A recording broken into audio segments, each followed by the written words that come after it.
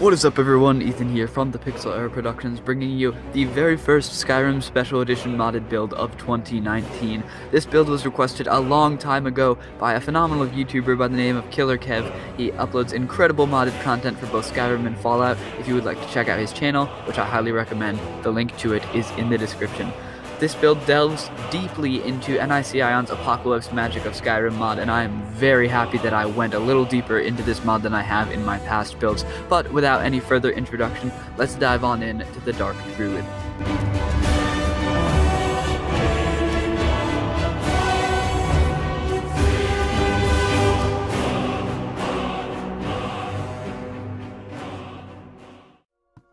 Skyrim has always been known for the harsh, rugged beauty of its landscape. A vast assortment of creatures and foliage has developed in its diverse environments, and many of Skyrim's residents seek to preserve their land's natural beauty. But long ago, in an era almost forgotten to history, a deadly group of black druids known as the Bloodthorn cult delighted in corrupting and bastardizing kind's sacred creation, twisting it in the most cruel and vile of manners, bending it to their own will to serve their dark purposes. These monstrous mortals were capable of sowing the very ground full of massive, undulating thorns, or to completely seize the minds of wild creatures and obliterate their will. In their wake, they left a trail of blood and corruption. But long ago, all the members of this infinitely dangerous cult were destroyed by a hero known as the Vestige, a once legendary warrior that has now been all but forgotten. Under this hero's mighty weapon, the land was cleansed of the dark influence of the Bloodthorns, as all their dark druids were killed and returned to the earth that they had violated. All that is, except one. A dark and evil presence once again defiles the land and has begun to sweep across Skyrim.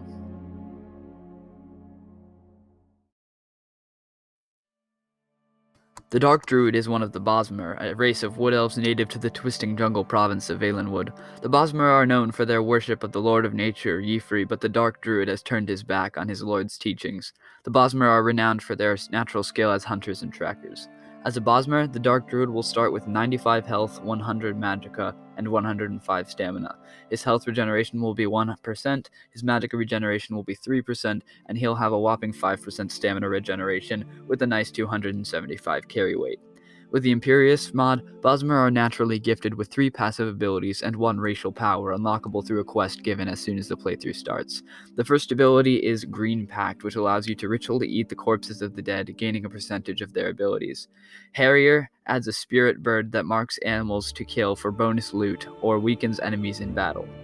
The third and final ability is Wild Senses, which allows you to detect moving targets in a large radius by standing still while sneaking.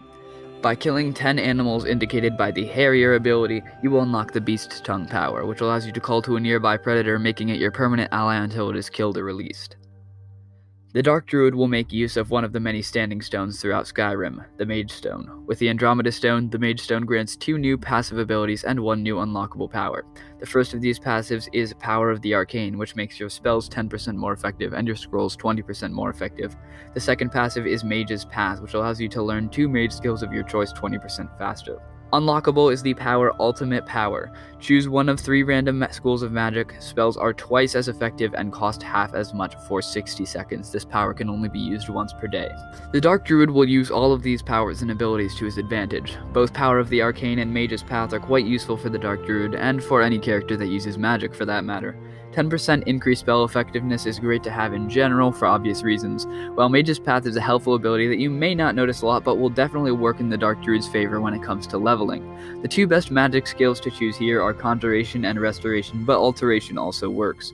Once you learn the abilities that each school allows the Dark Druid to use, make your choice based off which schools you think will take the longest to level or the ones that you will use the least. Ultimate Power can be pretty useful for large battles and fights, especially if you have them pre-planned out. Since Ultimate Power gives you one of 3 random schools of magic to choose from, and the Dark Druid uses 3 schools of magic total, one of the schools that pops up is guaranteed to be useful to you in some way. Again, this power is recommended for use just barely before a large battle or boss fight.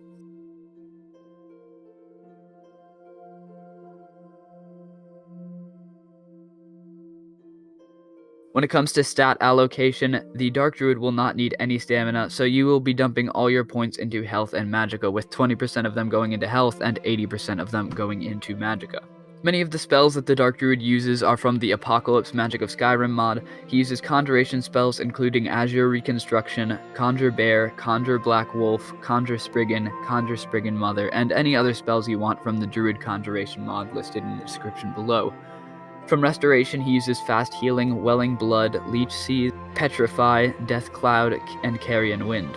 As for Alteration, he will use all the flesh spells including Stone Flesh and Ebony Flesh. The Dark Druid has no interest whatsoever in fulfilling his destiny as the Dragonborn, so shouts will not be necessary nor easily accessible for this character. As for equipment spread, the Dark Druid will be using the Wooden Mask, the Blackthorn Crown, Armor, Gauntlets, and Boots of the Old Gods, Black Bear Cloak, and the Dagger Nettlebane. The history of the Bloodthorn cult dates back to the 583rd year of the Second Era, and perhaps even before. This was a time of great strife for Tamriel, as various factions warred over the Ruby Throne, and even more deadly threat loomed from a much darker place. This was the time of the Plane Meld, when Molag Bal's servants attempted to connect the realm of Cold Harbor, the Plane of Eternal Torment, with Mundus, the Plane of Men and Myr. Menamarco, most ancient and darkest of necromancers, gathered his minions in his effort to merge the mortal and Daedric realms. In Tamriel's northwestern corners, a vile cult known as the Bloodthorns thrived on death and plague, hidden in plain sight, operating from within the shadows and alongside the blissfully unaware innocents. The Bloodthorn cult was a tremor in the land, a noxious poison in the water, a deep shadow, an icy chill upon the wind. They were led by Angoth, the Gravesinger and Reach Mage, Necromancer and Corrupter. Death and decay were their domains. Though the ancient cult originated from within the disputed Nordic territory of the Reach, many other races from all walks of life were conscripted into their ranks. They relied on dark practices that involved the corruption of nature around them. Some called the most powerful among them Black Druids. Legend has it that the first Druids sprang from within the land of High Rock, the first of their order known as the Druids of Galen. There were unsubstantiated whispers of these original Druids defying the laws of their order and joining the Bloodthorns in a shadowed quest for power. The Bloodthorn cult and their threat to the Glenumbra region of High Rock was largely eliminated when Angoth the Gravesinger was defeated by the long-forgotten hero, the Vestige. But in spirit, the legacy of the Gravesinger and his cult lives on, and the fell practices of the Black Druids have not yet been purged from Tamriel altogether. Still, one remains. He went by several names at the height of his power: the Dark One, Nature's Terror, the Plague of the Lands, the Dark Druid.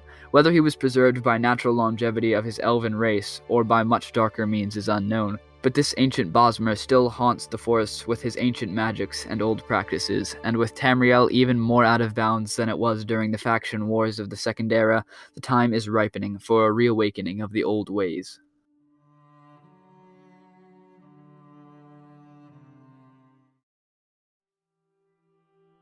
The Dark Druid requires only a few skills to operate, including Conjuration, Restoration, Alteration, and Enchanting. From the Conjuration tree, you will be putting 2 points into Conjuration Mastery and taking Rat King, Feed the Monster, Plane Meld, Atromancy, Edge of Oblivion, Elemental Potency, Summon Resist, and March of Oblivion. From the Restoration tree, 2 points will go into Restoration Mastery, and you will also be taking Edgewalker and Necromanticon. Enchanting will require 2 points into Enchanting Mastery and the Gem Dust perk.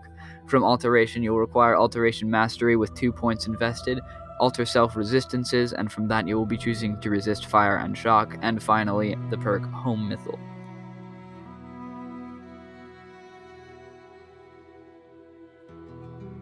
The perks here are incredibly important for this character. Unlike your standard warrior, he can't get by with just smashing people with his weapon or sneaking around and stabbing people in the back like a common assassin. No, the Dark Druid relies heavily on the way all his perks work together, so it will be very important to get your hands on some of these as soon as possible and try to level up your skills very quickly. Paying a trainer to level up may be worth the investment, especially in early game. This build can be very challenging if you do not have all of the perks required. Here is a brief overview of a few of the more essential perks in each tree, so that you understand the reasoning behind some of the choices I've made. The Conjuration skill tree is one of the most important to the Dark Druid, as he relies on his summoned creatures to take hits and deal damage while he runs around casting spells. Feed the Monster will allow you to restore the health of your summoned creatures, and is the primary perk for the Morbid Restoration ability that we'll detail later on. Atromancy multiplies the duration of your conjured creatures by 3, but this buff increases by 5 at nighttime. This is a useful bonus for obvious reasons, and it makes it optimal for the Dark Druid to conduct most of his business at nighttime. The main key perks from this tree come a little later on. Rat King gives you 3 undead skeevers to fight for you automatically every time you enter combat. It costs no magicka and adds to your total number of summoned creatures. The Edge of Oblivion perk is crucial because it enables you to summon an additional creature. The more creatures you have active at one time, the better when it comes to the Dark Druid. This perk is also key in the Corrupted Pack ability detailed below.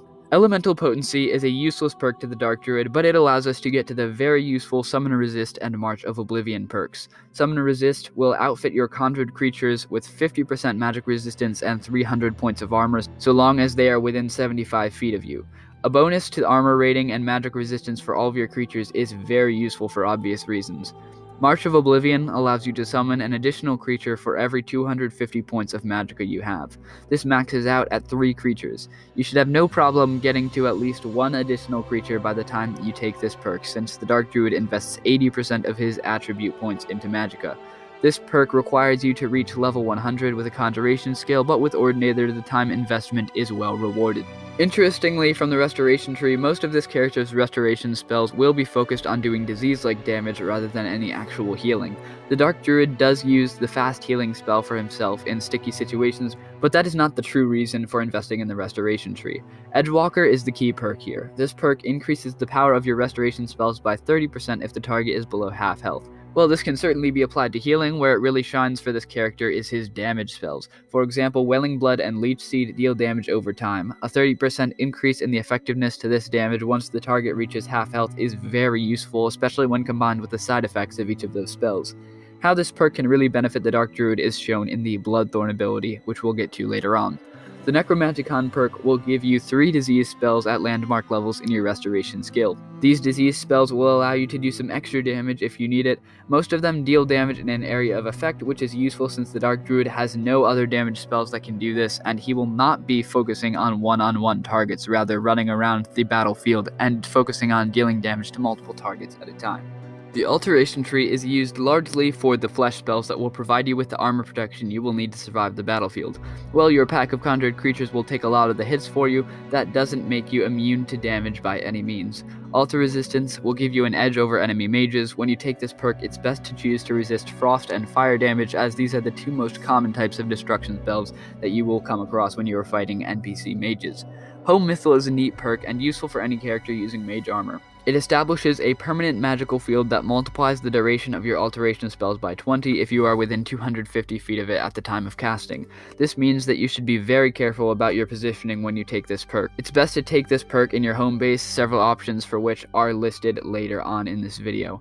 This way, once it's nighttime, so your Atromancy Conjuration perk can be at full effectiveness, you can stand at your home mythal and cast your strongest flesh spell, allowing you to have armor for a much extended period of time without having to worry about recasting it each time you enter combat.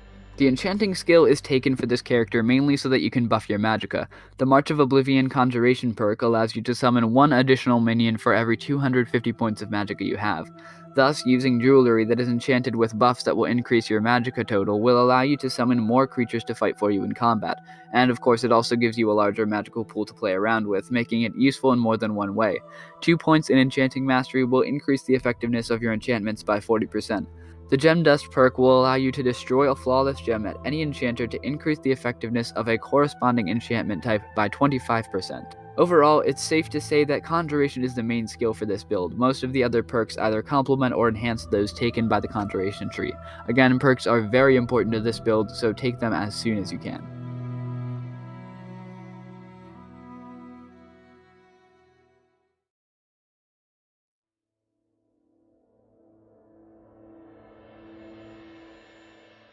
Now onto the abilities section, where you can see how all of the perks taken for this character truly combine together to make him an effective fighting force in combat. The first of these is Corrupted Pack. Nothing can touch you as your army of animal servants whose minds have been bent to your will fend off your enemies. Nothing can satiate the ravenous tide of predators that you unleash upon those foolish enough to oppose you and your quest for power. This particular ability requires the Rat King perk, the Atromancy perk, the Edge of Oblivion perk, the March of Oblivion perk, and Druid Conjuration spells of your choice. This ability is the culmination of the essential conjuration perks all working together in perfect harmony. The Rat King perk will summon 3 undead skeevers as soon as you enter combat. With the Edge of Oblivion perk, you'll be allowed to summon 2 additional creatures, which will be spells from the Druid Conjuration mod. Which 2 creatures you summon is up to you depending on the situation. It can be anything from a bear to a wolf to a Spriggan matron or to another skeever. After or beforehand, you can use your Beast Tongue power as a Bosmer to call an additional wild predator who will serve you until its death. At this point, you will have a total of 6 loyal creatures savaging your enemies at every point on the battlefield. Finally, March of Oblivion will allow you to summon a maximum of 3 additional creatures on top of that depending on how high your magic is, giving you a potential total of 9 natural beasts fighting alongside you.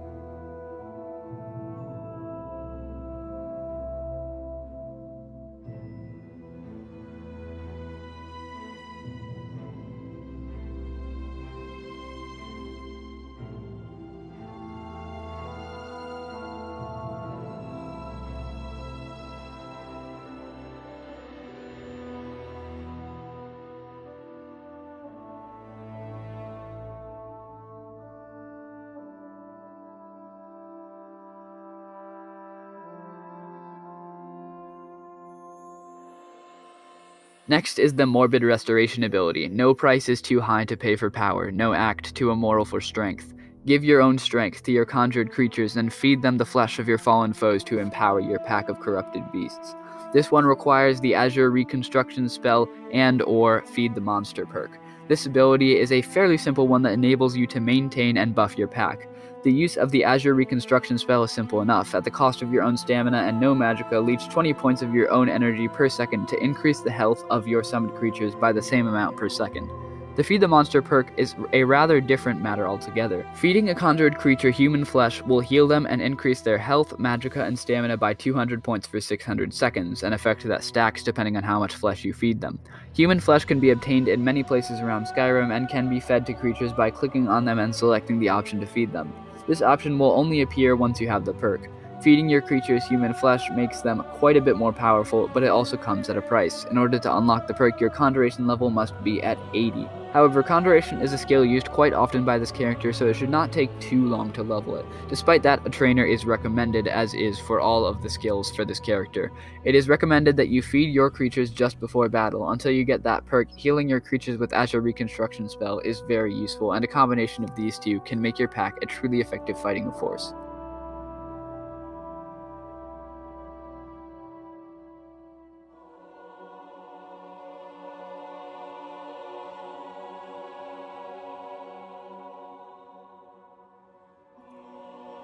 The Bloodthorn ability comes next. Stick your target with a tiny, almost insignificant pricker that releases a noxious toxin into their body and causes them to bleed profusely.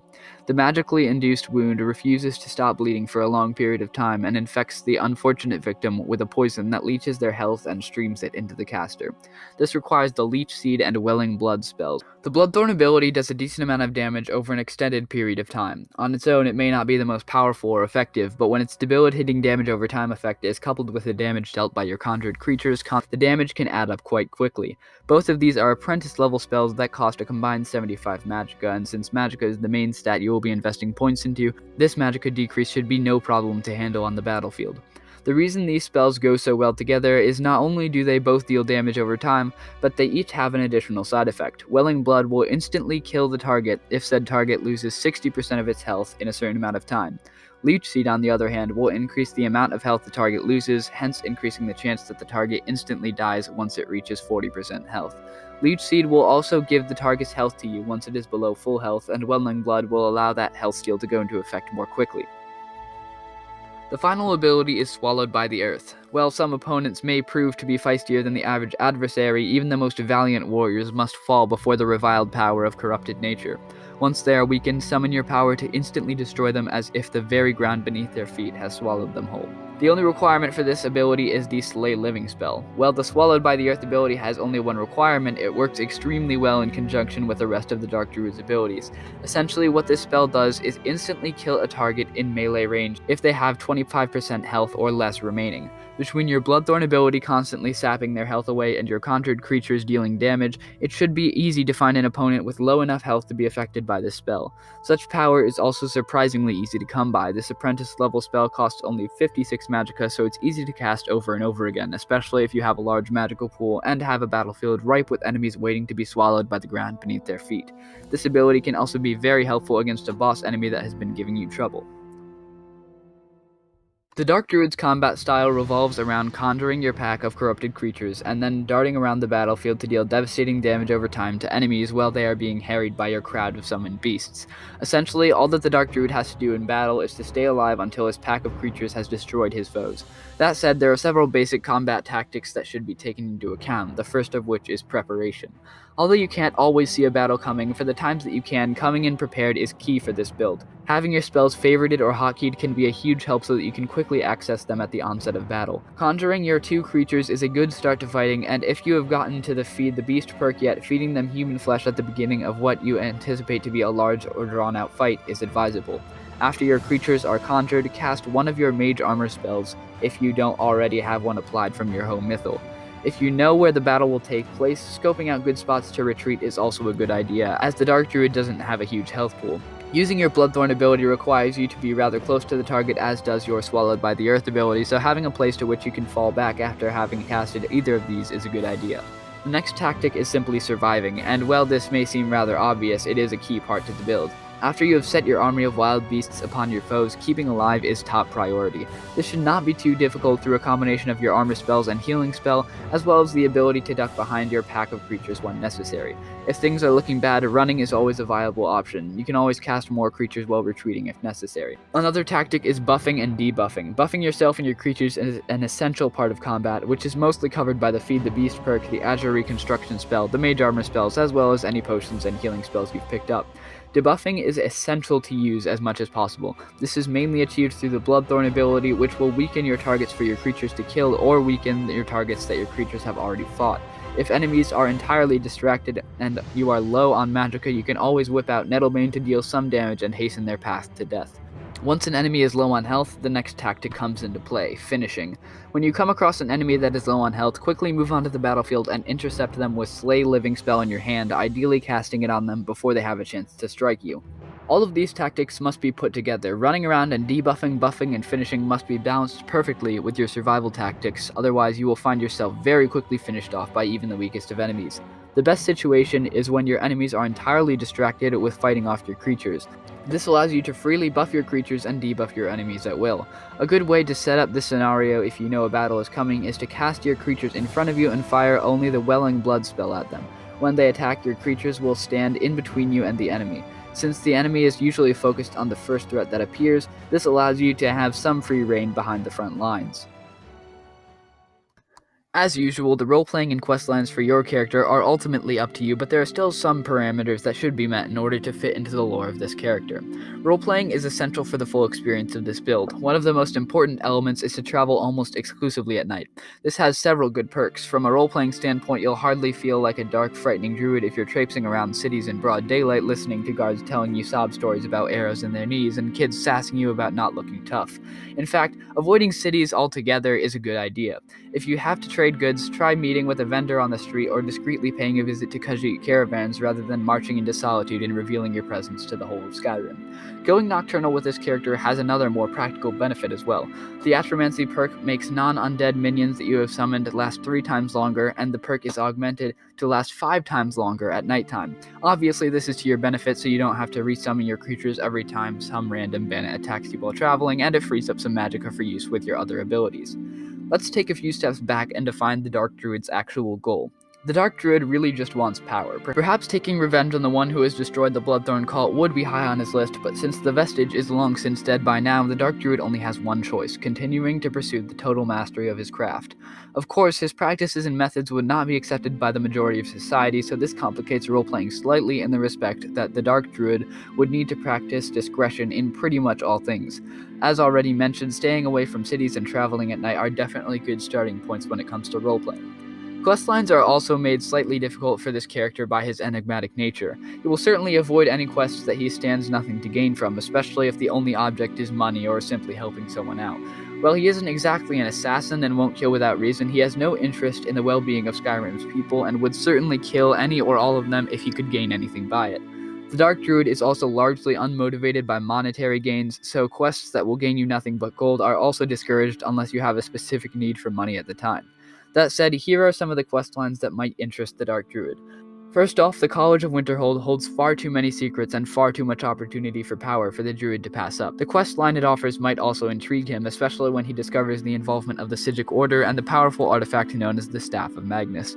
Even the secrets of Labyrinthian hold some interest for the Druid. Side quests that will increase the Druid's overall power are also advised. Of course, if you really want to dive deep into roleplaying, showing up in your typical Dark Druid garb is not exactly subtle, so it may be best to change into a normal mage robe as a disguise while spending time at the college.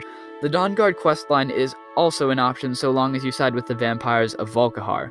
By this point, the Dark Druid is very, very old, and although he may have found ways to extend his existence, even he cannot outrun death forever, not unless he becomes a vampire, that is.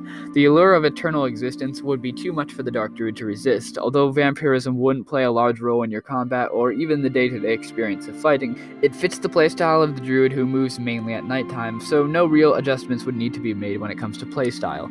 Other quests that your character undertakes are entirely up to you, but these quests that were mentioned above are useful for leveling and fit into the role-playing rather well. This brings us very close to the end of today's build, but there's still a few final things to cover concerning the Dark Druid. Some sort of housing is necessary for this character, as sleeping will be useful so that you can skip through the day to the night. Of course, you can just wait, but the well-rested bonus can be helpful every now and then. The Alchemist's Shack or Anissa's Cabin can be a useful base to return to sleep when necessary. The Dark Druid will not need to make use of any mounts, but your conjured creatures will serve as your followers and guardians while you travel, particularly once you have the Atromancy perk. And that just about covers all of it. Thanks for sticking around to the end of this rather lengthy build, and thank you to Mr. KillerKev for his inspiration for this build. Another big thank you to Mr. Curse Never Dying for providing the wonderful artwork for each of the abilities, which really adds something to the presentation of the build. If you did indeed enjoy this one, leave behind a like as well as a comment with your feedback to let me know what you thought of it. Once again, thank you so much for watching through the build, and I will see you in the next one.